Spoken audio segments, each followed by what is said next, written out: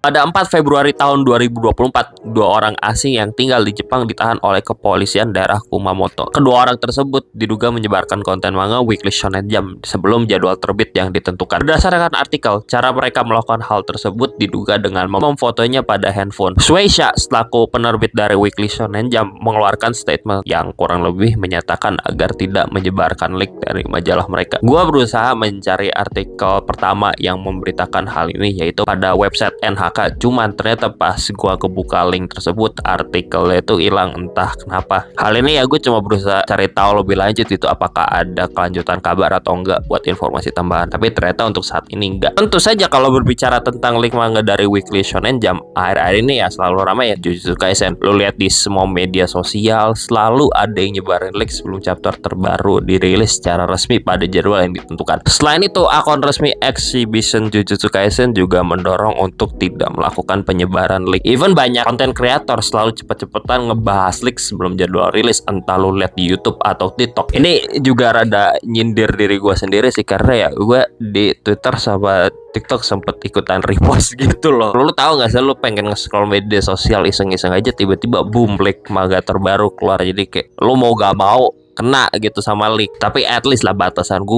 gak pernah ngonten di YouTube sama TikTok sebelum jadwal resmi itu. Lu lihat aja tuh track record gue tuh, video gue kagak ada ngebahas Jujutsu Kaisen atau apapun yang leak sebelum jadwal terbit resmi. Anyway, itu tadi adalah sedikit intro pembuka untuk topik yang mau gue bahas di video kali ini, yaitu gue mau ngajak diskusi tentang leak manga. Leak manga ini biasanya chapter manga yang bocor ke publik sebelum jadwal terbit resmi. Biasanya itu ya leak manga itu yang tersebar di internet itu bentuknya foto kecil banget, terus buram banget gitu loh. Terus juga yang nyebarin leak cuma ngasih kayak deskripsi in general chapter terbaru, yaitu isinya apa. Kalau lu pada belum tahu ya bentukan leak itu kayak gimana biasanya. Di sini gue mau ngajak diskusi sekaligus mengkritisi permasalahan leak manga yang keluar gitu sebelum jadwal resminya. Buat lu pada gimana, opini lu pada gimana. Dan buat gue pribadi sih ya ini rada kerusak enjoyment gue di beberapa manga yang gue rutin ikutin.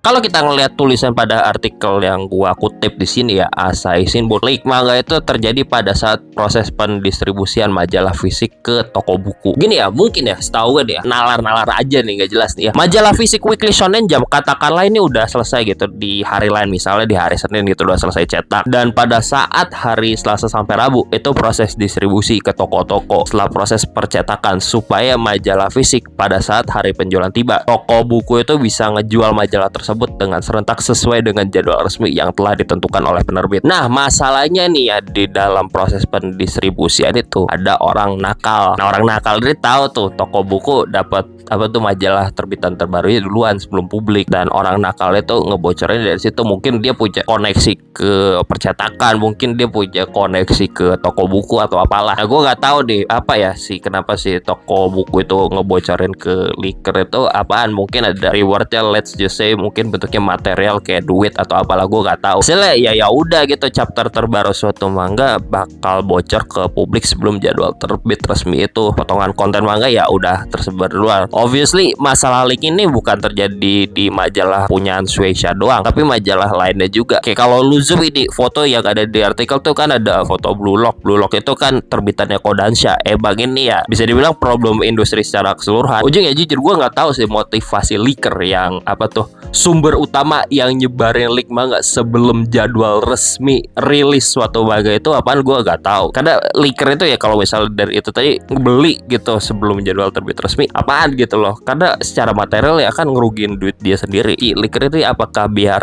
bisa dipandang gitu sebagai orang yang lebih tinggi gitu, katakan buat status sosial apalah, gue gak tahu, ini nalar ngaco gue. Tapi kalau ngomongin konten ya, dunia perkontenan, tiktoker, youtuber atau apa obviously setelah konten kreator mendapatkan leak manga itu dari internet ya, mereka itu buru-buru cepat ngonten yang dibikin video YouTube, dibikin video TikTok itu buat apa? Ya obviously ya buat cari traffic lah, buat cari traction. Karena biasanya lu kalau misalnya tuh lu cepet-cepetan dapat suatu informasi, most of the time lu bakal dapat traction dia butuhkan gitu loh, view lu dapat, like lu dapat, entah YouTube, TikTok atau apaan lah, pasti gitu buat konten kreator gitu. Karena emang cara main di dunia perkontenan gitu. Apalagi kalau kita ngeliat iklim konten kreator sekarang gitu. Walaupun sebenarnya ini tuh menyangkut tentang hak cipta dan lain-lain dan rada rada-rada nyenggol hukum, berarti digas aja di barilik, dan gue nggak tahu gitu ya. Makanya itu tadi gue gengsi, selain bukan karena prinsip gue pribadi gitu, gue nggak ngontenin leak, urusannya sama hukum, urusannya sama hak cipta, gue takut kenapa-kenapa. Lu lihat tuh di konten gue di YouTube sama TikTok, lu lihat gue jebarin sebagai itu pasti setelah jadwal resmi keluar gitu. Lu lihat gue Jujutsu Kaisen kan terbitnya hari Minggu, ya gue konten ini hari Senin gitu. Chainsaw Man kan terbitnya Selasa, gue konten ini setelah Selasa. Itu apa anda? Mungkin kayak di TikTok sih sama Twitter gue kayak pernah nge-retweet, nge-repost gitu loh sih, karena kayak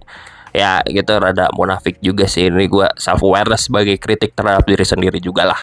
Gue baca terbitan Weekly Shonen Jump yang gue ikutin itu, gue baca di aplikasi Manga Plus punya Shueisha, itu resmi official, dan gue ngikutin jam terbit resmi yang ada di aplikasi tersebut. Aplikasi tersebut itu terbitnya hari Minggu, update chapter tiap jam 10 buat majalahnya Weekly Shonen Jump, manganya di situ. Tapi ini buat Jujutsu Kaisen karena gede banget, dan pasti sebelum terbit di Manga Plus di aplikasi resmi tersebut ya, itu tuh udah pasti kedalik dari jauh-jauh hari. Oshinoko juga sama, yang gue ikutin tiap chapter baru rilis itu. Bahkan ya Mengo Yokoyari yang gambar di Oshinoko itu ngeluh leakers yang ngelis chapter terbarunya sebelum jadwal terbit resmi. Oshinoko itu kan terbitannya Shueisha, cuma beda majalah aja, bukan majalah Weekly Shonen Jump. Majalah Oshinoko itu kalau nggak salah namanya Weekly Young Jump, itu majalah seinen mingguan punya Shueisha. Ada majalah fisiknya juga. Pokoknya intinya semua kejadian leak itu ya dampaknya ya rada kerusak enjoyment gue per minggu gitu, per chapter terbaru rilis. Gue tuh pengen langsung ngalamin semuanya first hand gitu loh pas gue baca sekaligus. Makanya pas gue ngeliat teksnya lah, pas gue ngeliat gambarnya atau apalah. Tapi karena kontennya di leak sebelum jadwal terbit, gue udah tahu isi garis besarnya itu apaan. Jadi kagak ada elemen surprise sama sekali. Pas gue baca itu kayak udah hilang gitu loh rasa semangat gue baca manganya ya. Jadi enjoyable gue ya turun banget, walaupun ya tetap gue baca. Belum lagi leak itu kadang motong konteks yang ada di cerita. Jadi gue tuh udah punya pandangan aneh-aneh duluan gitu loh, walaupun sebenarnya chapter terbaru itu belum rilis semuanya kan. Jadi udah kayak punya persepsi aneh duluan. Terus juga belum lagi ada kasus tuh yang fake leak palsu. Gue gak tahu dah tuh anjir.